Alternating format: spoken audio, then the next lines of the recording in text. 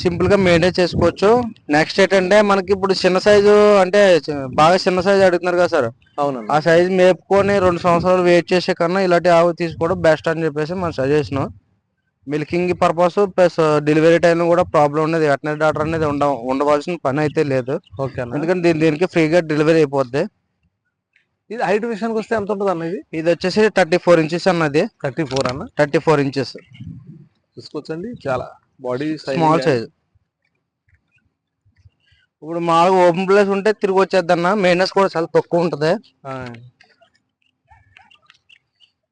Simple గా ఉంటది. Bar కూడా లెంత్ కూడా కరెక్ట్గా ఉంటది ఆవు.